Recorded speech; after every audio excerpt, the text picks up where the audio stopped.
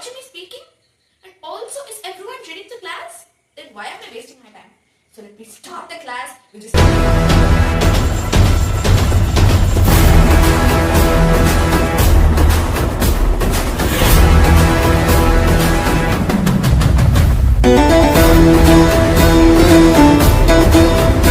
Hi, hello, namaste all. So today we are going to see the last part of matter in our surroundings, which is finally completed today. So let's get started. Before that, we will recap what happened in last class. Last class we did conversions, volume, density and temperature, a detailed explanation. So now let's do the things which are latent heat and also evaporation. These are the last two topics in this lesson. So let's get started. What do you mean by latent heat? Latent heat is nothing but the heat which has to be supplied to change the state of the substance, which is called as latent heat. Which means, for example, the word latent means hidden. The word latent means hidden and heat is heat.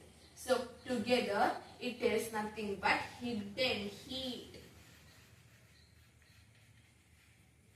If you see, it is a hidden heat, which is, if you see the heat, for example, in some stage you won't see the temperature change. In some stage the temperature would be same, but it changes from state to state. For example, if you see the temperature, sometimes the temperature increases as ice to water. Like that, the temperature changes, but sometimes it doesn't. In some cases, the temperature doesn't changes, but the state of matter changes, which means the temperature of the substance doesn't changes, but the state, which is solid to liquid and liquid to gas. This is how it changes, which means latent heat is the heat which has to be supplied to change the state of substance. Did you all understand? So now this latent heat is divided into two types, which is latent heat of fusion and latent heat of vaporization. See, it is divided into two parts, which is latent heat of fusion and latent heat of vaporization. So what do you mean by latent heat of fusion? Before that, I will draw a small tabular column. I will draw a detailed one after that. If you see, this is like some lines. So if you see, this is 0. So this state, the increasing state, let it be solid, and this is liquid and this is gas, if you see, okay. So in this state, here to here we have seen it is solid, and here it is liquid, and here it is gas, okay. Here to here it is not solid, but this portion is the place where solid converts into liquid, which means if you see, here gas is there, right? In this point gas is there, in this point liquid is there, and in this point solid is there. So solid to liquid, the process here, this process is nothing but latent heat of fusion, which means the amount of heat needed to change 1 kilogram of solid into liquid at atmospheric pressure at its melting point is called as latent heat of fusion. If solid wants to go in the state of liquid, if S should change into the state of liquid, then the 1D solution is nothing but melting. From liquid to gas, from liquid to solid, it is nothing but freezing. But from solid to liquid, it is nothing but melting. So the melting of this particles convert into this, which means if you see ice, this is solid, and water, this is liquid. But when the process in between, the melting happens, in that process, in a particular time, these both will apply, which means there wouldn't be any change or rise in temperature. If you see, there wouldn't be any rise in temperature in a particular stage. That particular stage is nothing but latent heat of fusion. So let me explain it again. The amount of heat needed to change 1 kilogram of solid into liquid at atmospheric pressure at its melting point. Each substance has a separate melting point. You all know it. For ice, it is nothing but more than 100 degree or less than 100 degree. Okay. So room temperature is also its melting point, and ice melting point is nothing but room temperature. Okay. So now let us see what is latent heat of vaporization. Latent heat of vaporization, it is the same thing, but the key points differ. If you see, these all statements are the same, but the statement that changes solid into liquid, and these are important keywords. If you didn't mention atmospheric pressure in your exam, they will definitely cut marks in any of your schools. And also at melting point, because the main difference between these is nothing but this melting point and the solid into liquid. If you see, latent heat of vaporization, the amount of heat needed to change 1 kilogram of the same thing comes. But here the difference is, it is liquid to gas. Here it's solid to liquid, and here it is liquid to gas. Did you understand? At atmospheric pressure, it is seen at its boiling point. Here it was melting point, but here it is boiling point. Because always liquid gets converted into gas only by boiling, and always solid gets converted into liquid always by melting. That is why we say it as at its boiling point is called as latent heat of vaporization, and at its melting point is called as latent heat of fusion. So here the same example we can take, but here we can take vapor, water vapor. Okay, so from water to water vapor, what is the process happening? We can't say water vapor. Water to stream, we can take it as water to stream. So at this process, we can see that at atmospheric pressure, which means we can say that at normal temperature, at normal room level, the pressure given exerted by the atmosphere is nothing but atmospheric pressure. At atmospheric pressure, the boiling point, and also at its boiling point, then it converts into liquid, into gas, which means it is nothing but the latent heat of vaporization, the particular point where there is no temperature change, and at atmospheric temperature, due to its boiling point, we will get converted from liquid into gas, which is nothing but latent heat of vaporization. If you all guys want to copy it, please copy it. This is a running note. This is not needed. I will draw it clearly in the next page. If you want, please copy this definitions, because this is so important, and also this can come for 2 marks and this can also come for 2 marks. Together it can come for this for 1 mark. So for latent heat together you will get 5 marks possibly, because if you get 5 marks, then if you learn this easily, then you will get 5 marks easily. You can score it. So please copy it down. They can ask that explain latent heat of fusion, or they can ask explain latent heat of vaporization. And the key points are atmospheric pressure, boiling point, melting point, and also solid into liquid and liquid into gas. And also they can ask that what is latent heat and explain the types. They can ask it. So this latent heat definition will come for 1 mark, and latent heat of fusion 2 mark, vaporization 2 mark. So please copy it down. This is an important topic. This is not required. Only these are required. If you want, please take a snap or complete it. So guys, now let's go on to the temperature and time graph.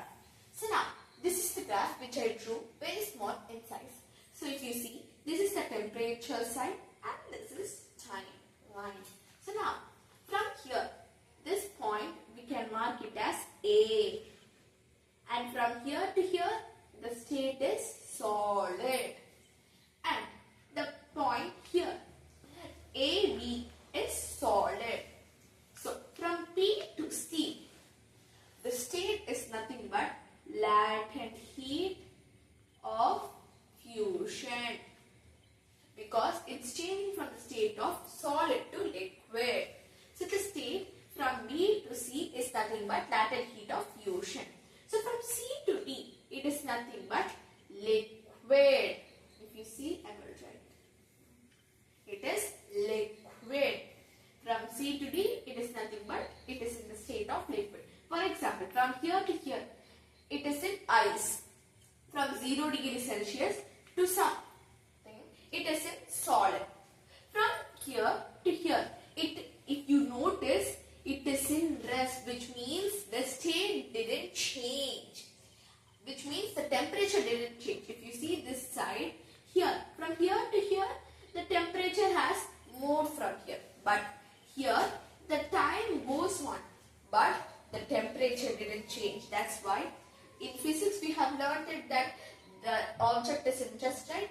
Like that, here in chemistry, we are learning that here it is in rest position, which means it doesn't change.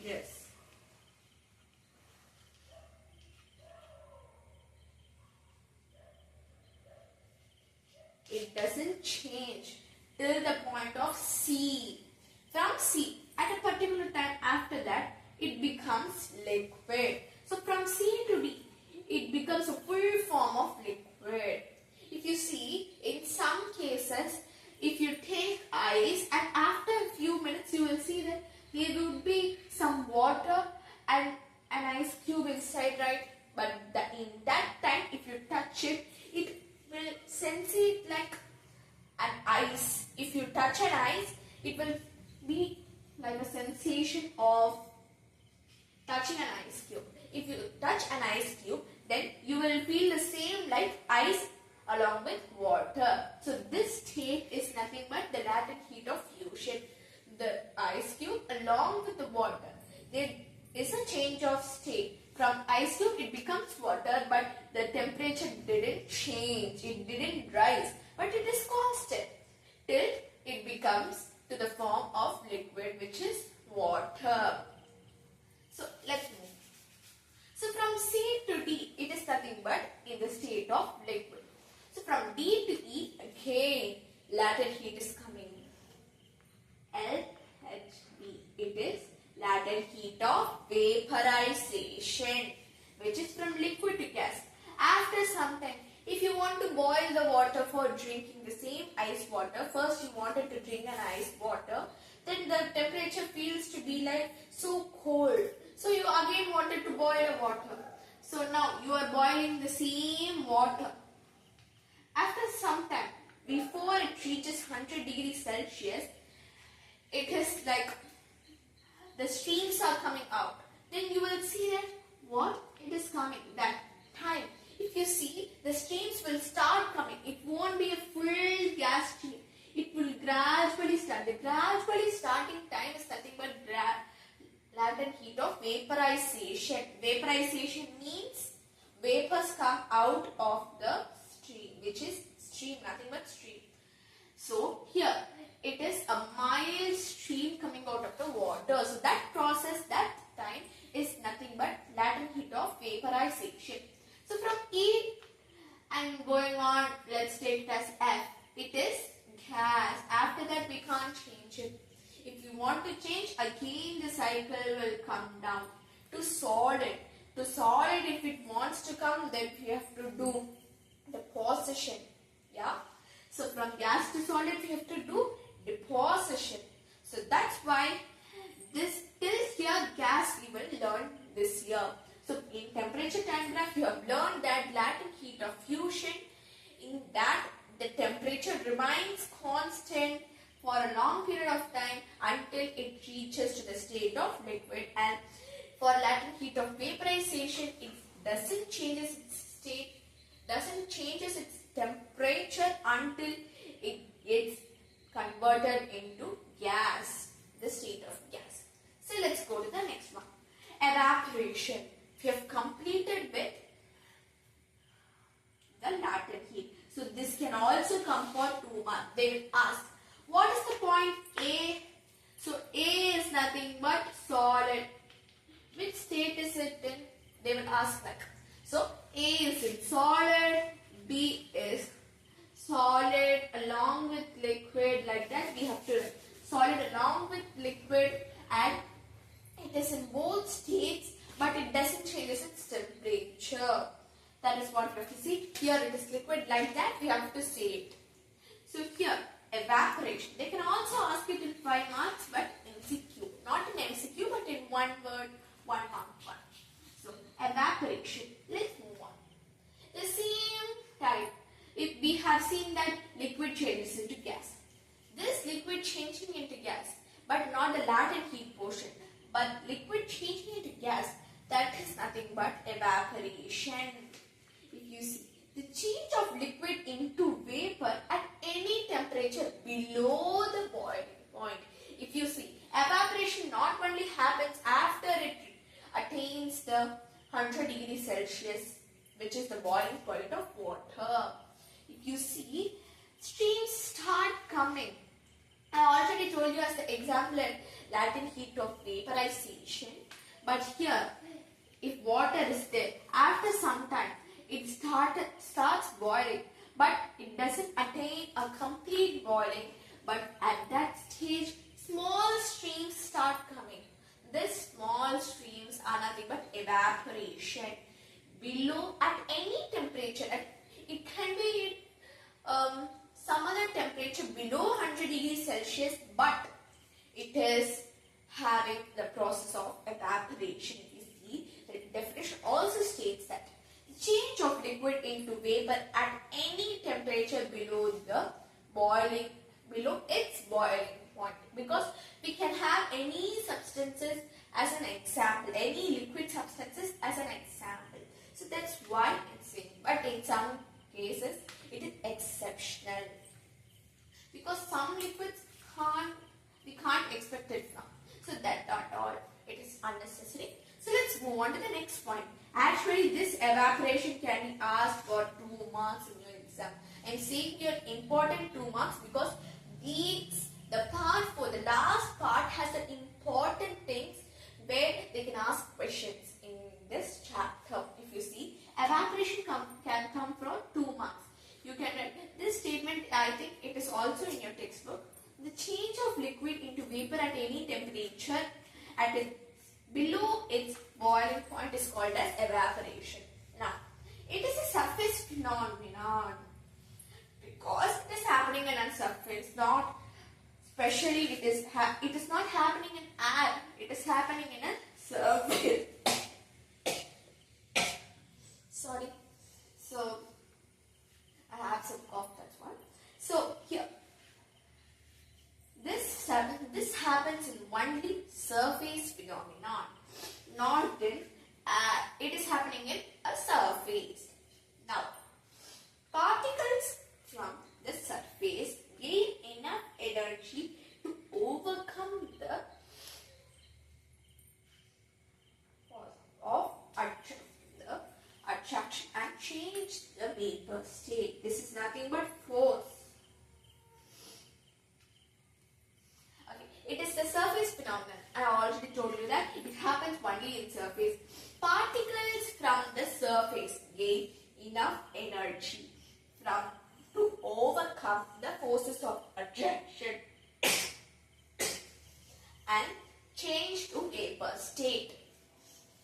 Because if you see, due to the boiling of water, the heat gives energy to the surface, which gives the force of attraction and helps change its state into vapor state.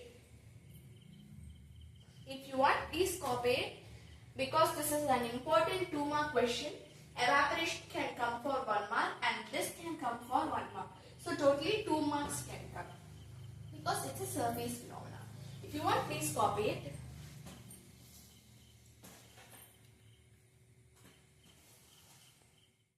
Let's continue with factors affecting evaporation. So there are 4 factors which affect the rate of evaporation, or the factors of evaporation, which are surface area, temperature, humidity and wind speed. Let us see in detail about each one of them. So for the first one, surface area is greater, which means, for example, let's take a glass tumbler and a saucer. Which one would you prefer to drink? A coffee? It's obviously a saucer if you have. Then, why are we choosing a saucer instead of that? Because it gets evaporated faster and it is so easy to drink faster, or else it will be boiling and we can't even touch it. Because more the surface area, if the surface area is more, the evaporation process gets faster, which means more the surface area, more the rate of evaporation, or greater the surface area, more the rate of evaporation. So in this case, a saucer is preferable. Now, for a second one, temperature. For this, let's have a short example, which is, if you dry your clothes in a normal day and a sunny day. This one, let's take it as normal day and this is for sunny day. Here, it takes 2 hours to dry on a normal day. I am saying approximately, not the same. Here, on a sunny day, it takes only 1 hour to dry. Which means, on a sunny day, on a hot day, on a hot temperature, it gets dried faster because of the temperature of the sun. Due to the temperature of the sun, the evaporation process gets faster, due to which it dries so faster. Which means, the higher the temperature, faster the rate of evaporation. You all understand? I will repeat again. Higher the temperature, faster the rate of evaporation, which means compared to the normal days, in sunny days, it dries faster. Okay?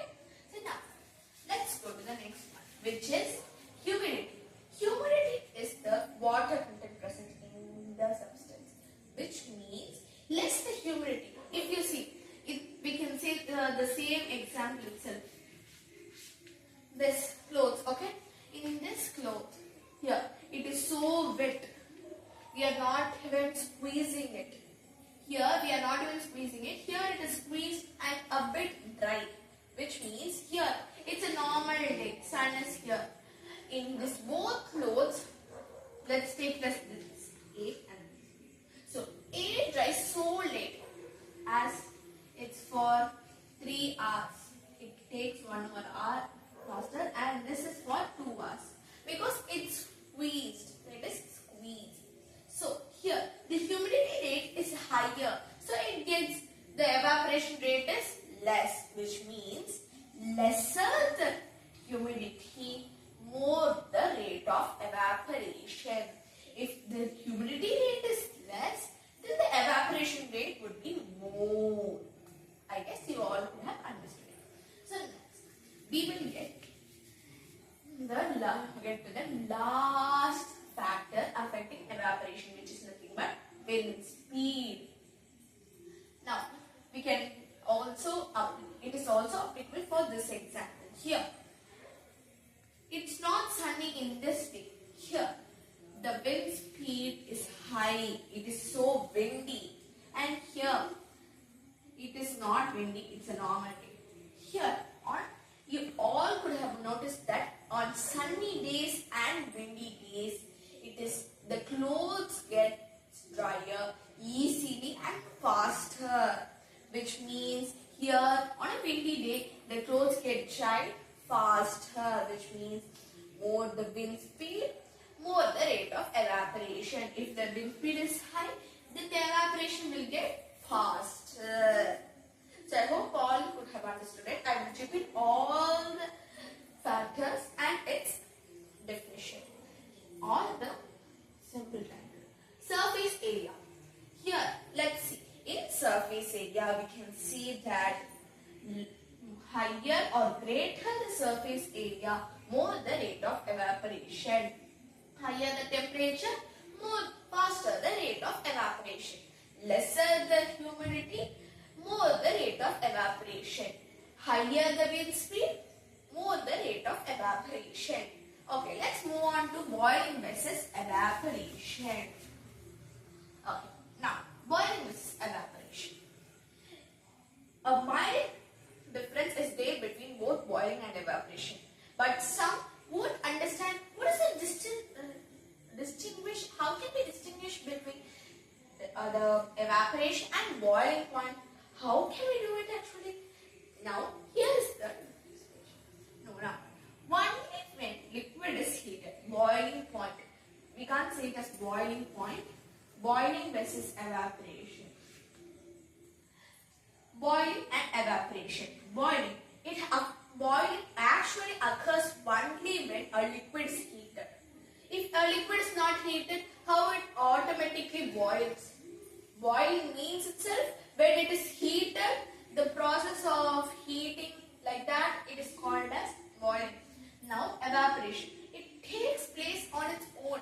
If we leave a water under the sun, or if we see or go near a beach, we can see that evaporation happens on its own. We can't take a bowl and get some water and heat it. It's not necessary actually. So here it takes place at its own, but here it needs our help. Boiling needs help of ours. But in some cases, water gets boiled and then evaporation process happens when water is kept under sun. Now, boiling. Specific temperature. It occurs only in specific temperature. If you see, boiling point of water is nothing but 100 degrees Celsius. So 100 degrees Celsius is a specific temperature, right? We can't say that it's 100, blah, blah, blah, blah. We don't know. There is no accurate measure. Like that we can't say. So it has specific temperature. Here, it doesn't have a specific temperature. It has any temperature below the boiling point of the substance. It is not to say only of water or below its temperature. That means below the liquid's boiling point. Below, it can be any temperature below the boiling point of the substance or of the liquid which is taken. So the next one, it can also occur at a bulk liquid and surface of a liquid, which means if you see here, we take a barrel full of water. This is not a barrel, but I am drawing for simple. Let's take a big glass of water. It is filled aquarium. If you see, it is stored in bulk amount. No, not to take aquarium. We can't heat it. A bulk amount of water for drinking purpose. We are heating it at a large. Now we are boiling. It gets boiled, right? We can't say that it didn't get boiled. But the boiling process will take time. But the degree or the temperature is constant. When it reaches 100 degrees Celsius, it gets boiled. But here, it's only about the surface area of the liquid. It happens only at the surface area of the liquid. Not about the bulk liquid or not. But only at the surface area, which means here water is there. From the surface of water, it raises. Evaporation raises. Here also, boiling also raises from the surface of liquid. But it does not go up, it does not raises, but it occurs at the surface of a liquid. Here it raises at the surface of the liquid. The next one, no cooling is caused, and here cooling is caused. If you see, in olden days they used to put that wooden bricks above as a roof at their houses. On morning it would be so sunny where the roofs attract the sunlight, the heat of the sun, and which becomes hotter for them. But at night, the hot become after evaporation is done from the bricks, after the water is collected by the sun. At night times, the heat absorbed by the bricks give a cooling effect. After evaporation occurs, it gives a cooling effect. But after boiling happens, does it give a cooling effect? No, it's not a cooling effect. It becomes normal after some time, but it doesn't give any cooling effect. So if you want, please copy it. Here this is not needed. This is some such example. So I will just say the examples for these. This is a saucer and a teacup, or saucer or a glass tumbler. Here these three will have that clothes drying on a sunny day, windy day, and the cloth is full of wetness, and this another cloth is dry, like that. So if you want, please copy it. Let me move for a second. So now let's go on to cooling effect of evaporation. Now, what do you mean by the cooling effect of evaporation? For example, let's take a roof. On those days, they used to sprinkle water on the rooftops. This helps them to be cool at night. At night, this rooftops will become cool, which makes the house also cool. On the morning, this is always because the particles absorb energy from the surroundings to regain the energy lost, making the surroundings cool. Now, what it states, do anyone know? It states that when evaporation is happening, all the energy is absorbed by the sun. So, as all the energy is absorbed by the sun, there is no energy. So now, this evaporation of these particles gain energy from the surroundings. From the surrounding, it takes energy from the surroundings to replace the lost energy which is taken by the sun, which also makes the surrounding cool. As it gets the energy from the surrounding becomes cool. So now, let's have some example, which is first sweat. Our body itself, our body gets evaporated. If we stand in the sun, we get sweat, right? The sweat is nothing but evaporation. We get evaporation and the sweats come out of the body. When sweat is coming out, we will get cold effect. If you see, whenever sweat is there, it will be a small, like it's cold, right? Like that it would be. So that is nothing but when the particles regain the energy from the surroundings, we feel it cool. When there is a soft breeze, when we are having a sweat, then it would be so cold for us. This is what with the cooling effect of evaporation. If you want, please copy it. The examples are nothing but sweat and water sprinkled on the rooftops. So finally, we have completed matter in our surroundings lesson. So if you want the in-text questions to be discussed or book questions to be discussed, please comment it below so that we can enhance them. Or if you want any subject videos of class 9 NCERT, please comment it below so that we can explain detailedly and post it. Please like and share this video to your friends from part 1 because it can help your friends learn too. And also comment it below how did you like.